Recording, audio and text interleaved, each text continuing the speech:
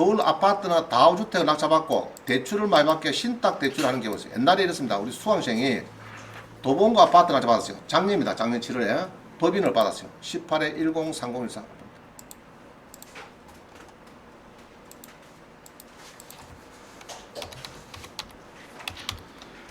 우리 수강생이 간도 커 서울에까지 올라가고 법인을 함안에서 만들어 가지고 이걸 낙찰받습니다. 자, 도봉구에 아파트를 이번에 4억에 1차에서 받습니다. 1차에서 함안군의 법인이 주식회사를 받아요. 우리 수강생 아지매가 법인 만들어갖고 서울에 올라가서 받았습니다. 받아가지고 요거를 이제 잔금을 다 치르고요. 치룰 때 신탁 대출 받았어요. 그러나 잔금을 치렀습니다. 그 신탁 대출을 하니까 85%에 돼요. 85. 그 당시에 해가지고 한 4억 한 4천 정도 대출을 받고 우리 아지매는 6천만 내고 취득세를 그때 1.3% 냈습니다. 이 평소 조금 큰 게 돼가지고 그래서 6천하고 취득세 냈습니다. 그래갖고 4억을 다 마차이었어요. 그래가지고 리모델링 한 4천 주고 했는데 팔게 됐어요. 5억 2천에. 지는 5억 3천 내놨는데 사는 사람이 5억 2천 사겠대요. 그래서 한 8천만 원 정도 이렇게 갭이 생겼는데 1,000만 원 안 올려준다고 놓았겠어. 우리 함안의 아지매가 법인 만든 아지매가 못 팔았어. 못 팔아고 결국은 그만 4억에 전세 납기로 했습니다. 전세로 나니까 전에는 신탁으로 갔다가 소유권이 4억을 받으니까 이 세입자는 어떻습니까? 이게 다 끄라크죠. 신탁을 좀 다시 원위치 합니다. 원위치 해가지고 다 끄주고 신탁 대출 받은 거 4억 6천 다 끄주고 원위치하고 전세를 4억 나왔어요. 그럼 지도 들어간 거 별로 없죠? 4억 다 받아냈으니까요. 리모델링비만 4천 정도 들어갔어요. 취득세 조금 한 1점 몇 프로. 자, 근데 지금은 보다 작년에 5억 2천 나왔으니까 지금 벌써 6억 됐어요. 4억이나 잡았고 한 6억 정도. 리모델링비 한 4, 5천 들어갔겠네. 한 4천 보고. 그래도 한 1억 5천 남은 거라. 이 현재 석가 남은 거예요. 그래서 신탁 대출을 받으면은 근데 지금은 안 될 겁니다. 지금은 신탁 대출을 법인은 해줄 말 거죠, 지금. 해줄 말 거니까 지금은 법인은 대출도 안 되고 또 법인을 받으면은 취득세가 12%입니다. 그래서 세요. 지금은 상황이 많이 따라했습니다. 그래서 신탁 대출을 받았다 이 이야기입니다. 근데 신탁 대출을 받을 때 이 다가구를 낙찰받으면은 신탁 대출 받으면은 큰일 납니다. 그러니까 좋기는 좋아. 대출이 80% 이런 건 좋은데 신탁 회사가 이 소유자가 되어 있으면은 내가 전세 날 수 있을까 없을까? 이 상태에서 세입자가 안 들어옵니다. 소유자가 지금 신탁을 되어 있기 때문에. 다가구주택은 안 되고 아파트는 괜찮아요. 한가구니까 상관없는데 다가구는 저라고 세입자가 10명을 딱 꺼내야 되는데 신탁으로 소유권이 바뀌나니까 세입자가 안 들어옵니다. 잔금 치료도 좋아요.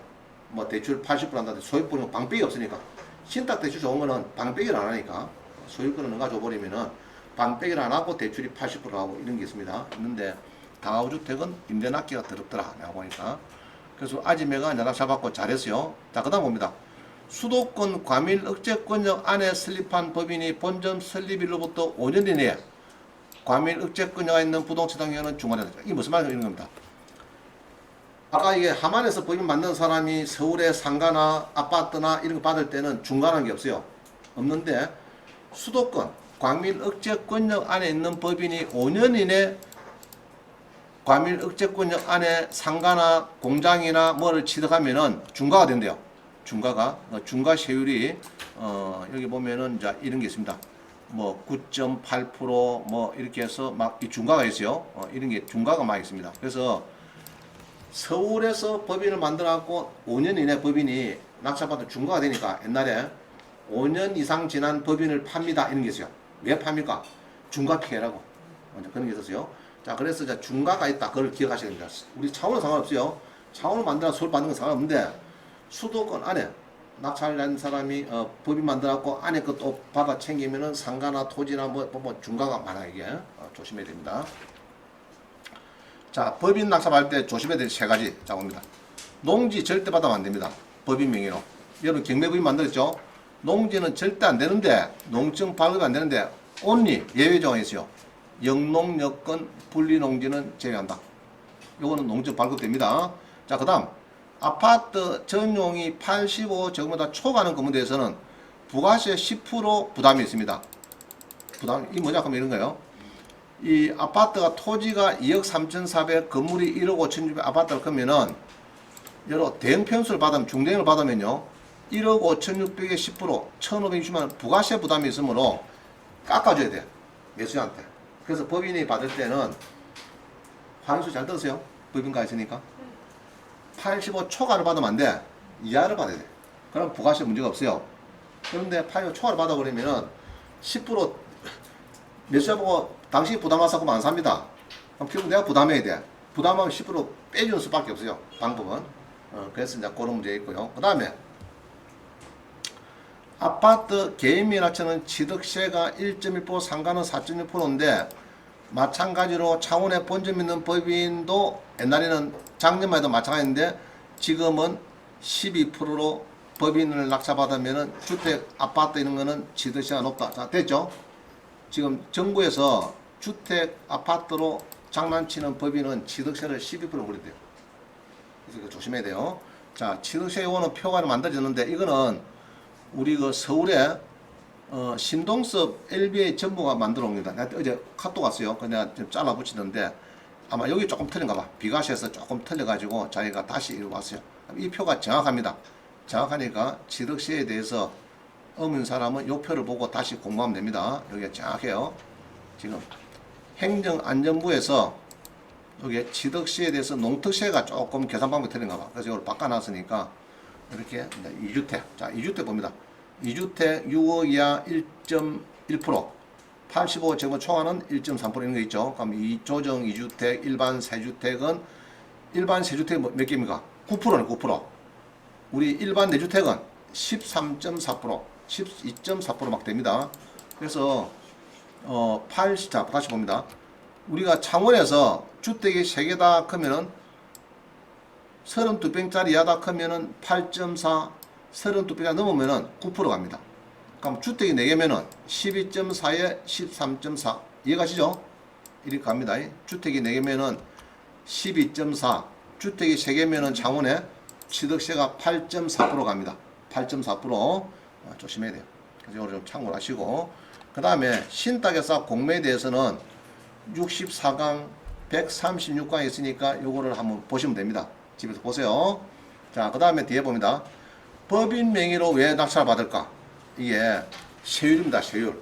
상가면 55%인데 우리 법인은 11%가 싸죠. 그 다음에 공매재산 압류가 아닌 신탁재산 권리 분석도 조심해야 됩니다. 요거도 403강을 좀 보셔야 되고요. 자, 그 다음에는 뭐 간단히 끝날 일이 아닙니다. 끝날 때니까 그냥 제목 마칩시다. 자, 이런 게 있어요.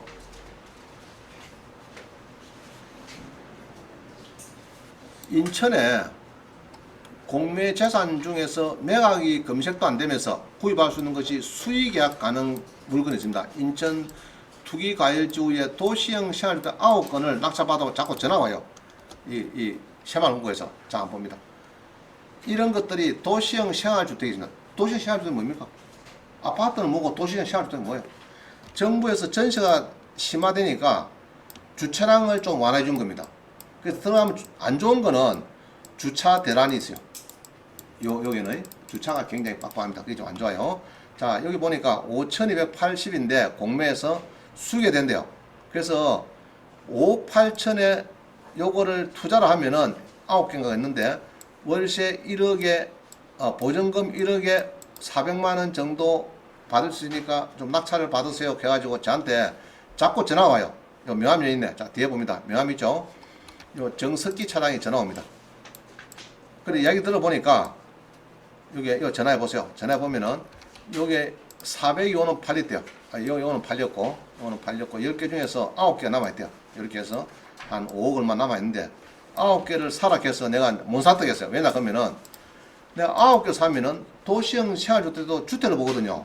그러면 다주택자니까 취득세율이 12%지 않느냐? 맞죠? 9개 10개 사면은 다주택이 돼요. 주택. 도시형 생활주택이니까 취득세가 12%가니까 요것 때문에 내가 못 사겠다. 지금 그렇게 얘기했어요. 그래서 물건은 괜찮아요. 보니까 이게 이게 이제 교보자산 신탁을 해서 이게 채마를 끊고서 갖고 있는 겁니다. 그래서 여기 보면은 기타 일반에서 공매가 기타 일반에서 나오는데 수익이야 해놨거든요. 해놨 요거는 KB 부동신탁인데 물어보면 잘 몰라요. 모르고 요것도 교보자산신탁 물어보면은 잘 몰라 이 친구들. 여기에서 우선 수익자가 부평 새마을 금고니까 여기다가 물어보면은 내용을 잘 압니다. 명함을. 그래서 명함을 받았어요. 명함을 받았고 9개가 남았는데 이걸 사래요. 내보고 자꾸 내가 사는 척 했더니 자꾸 사래. 샀는데 내가 못 사겠다가 핑계를 아이고 다 살라고 내가 연구를 많이 했는데 요번에 7월 10일 대책으로 7억 쉐어를 12% 걸려버리니까 좀 요서 좀 부담된다. 이렇게 해서 지금 빠지고 있어요. 근데 물건은 좋아요. 그래서 하나씩 사더라도 한 개 물어보니까 이 짠짠한 거 하나 사면은 요거로 사면요. 이게 이제 이 평수가 전용이 8, 9평입니다. 요거로 사면은 천에 한 40만원 받는데요. 월세를. 그래서 뭐 수익은 괜찮아요. 내 돈만 있으면 그만 9개 다 사겠다 하면 되는데, 내가 핑계를 주택이 9개 더 넣으면은 취득세를 내가 12%씩 물어야 되니까, 그럼 빼주라. 취득세 네가 그러면. 너 채마을 금고에서 네가 좀 반환해 줄 것들은 살 거면 이렇게 했습니다. 그래서 물건은 괜찮아요. 이게 이제 검색은 잘 안 되고 수의계약 할 수 있는 물건이 있다. 공매에서 그거를 딱 배웁니다. 공매에서 수의계약 이렇게 수의계약 할 수 있는 물건이 인천에 이게 전철역 바로 옆입니다.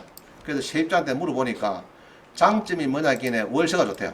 월세 좋은데 한 4, 50만 원 받는데 단점이나 게 주차들 아니 일난데 저녁에 밤에 주차되기가 굉장히 어렵대요. 이 동네가. 자, 그럼 뭐 도시형 시할동이 뭐냐 그러면은 여기 써놨죠. 35번입니다. 34번은 다중주택은 4층 이하로 200평 이하로 실내 치사는 불가하지만은 하숙방인데 여기 법이 곧 개정됩니다. 개정. 왜냐 그러면은 수도권에서 상가를 주택을 해서 8,000세대를 매입하겠대요. LH에서 매입해서 전세난이 워낙 수도권에 심하고 시끄러우니까 상가를 주택시를 바꿔가지고 상가를 사가지고 주택을 다중주택을 만들어서 전세난을 좀 해결하겠다 이런 뜻입니다. 지금 정부에서 국토부에서. 자, 이게 이제 공실 많은 상가를 낙찰받으면 이런 게 저기 창원대학교 앞에 있는 상가 있죠. 5억짜리 이렇게 사갖고 다중주택 만들면 돈벌입니다. 여기입니다. 요거. 자, 그 다음에 도시형 시야주택은 이는 주택법에서 나오는 이야기인데요. 요거 단지형, 연립, 다세대, 원룸형 주택 세 가지 종류가 있어요. 그럼 요거는 참고로 보시면 됩니다. 자, 그 다음에 제목 봅니다. 설립 4년 이내 제조업체 공장 사장님인데 공장 낙찰 시 취득세가 감면됩니까? 감면됩니다. 75% 감면돼요. 이 큰 겁니다. 취득세 75% 감면 큰 거요. 10억짜리 공장이면은 4,600만 내야 되는데 창업 4년 이내, 설립 4년 이내 제조업 공장 이것들은 낙찰받으면은 취득세가 감면됩니다. 75% 올 연말까지. 관련법은 지방세 특례 제한법에 이게 나옵니다. 그럼 읽어보시면 되겠습니다. 그 다음에 종교단체 낙찰받아도 창업 중소기업과 마찬가지로 요거는 종교단체는 100% 감면이 있습니다. 100%.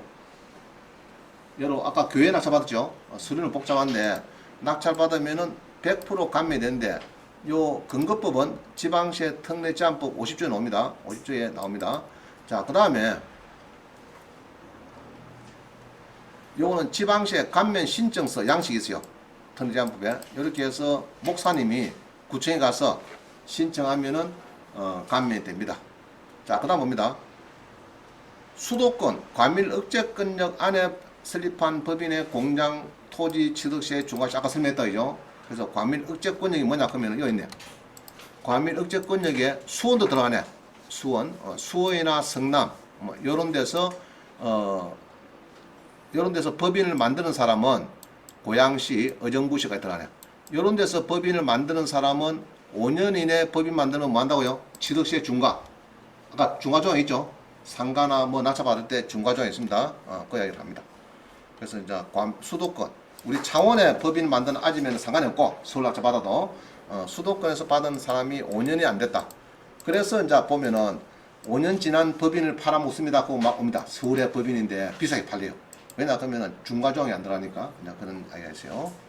그래서 이제 요 보면은 이거 막 비쌉니다. 그죠? 보면은 주택 외에 보면은 막 9점 몇 프로 이런 겁니다. 그래서 이거 모르고 낙찰받고 공장 같은 거 받았다가는 혼이 납니다. 수도권 안에 공장이 5년도 안 됐는데 옆에 공장을 샀다 그러면은 9.4% 사고 이런 데 조항이 있어요. 그 조항을 조심해라. 자, 요까지가 오늘 이제 강의가 주제가 되겠습니다. 지방시에 감면 신청하면은 공장이고 교회고 종교단체도 100%. 지난번에 서울에 제가 한번 대조동에 한번 갔는데 20억짜리 낙찰을 받는데 교회 앞에 땅입니다. 그래서 목사님이 취득세를 20억이니까 4.9에 9,100만 내는 걸로 딱 적어놨더라고. 그래서 내가 저를 불렀기 때문에 9,200만 안 돼도 됩니다. 교회 낙찰 받는 거는. 그래서 9,200만 안 냈어요. 근데 그런 것도 이제 하나의 교회 잘 모르더라고. 당연히 법무사도 취득세 내는 줄 알지. 교회에서 상가 낙찰 받는데 4.6% 내는 걸 알고 있어. 그럼 10억 것도 뭐 4,600, 20억 것도 뭐 9,200만 원인데 내는 거 돼야 했더라고. 그래서 안 내도 된다 그거 제가 말했어요. 그러니까 목사님이 너무 좋아하더라고. 그래서 목사님 기도를 매일 했는데 제가 지금 건강합니다. 그 덕분에. 자, 오늘 마치겠습니다. 수고했습니다. 자, 제일 앞에 계신 분은 차례 경례하시고 마치겠습니다. 차례 경례. 수고했습니다. 우리 온라인반 수강생들도 고생 많았습니다. 자, 모레 수요일 날 또 뵙도록 하겠습니다. 수고했습니다.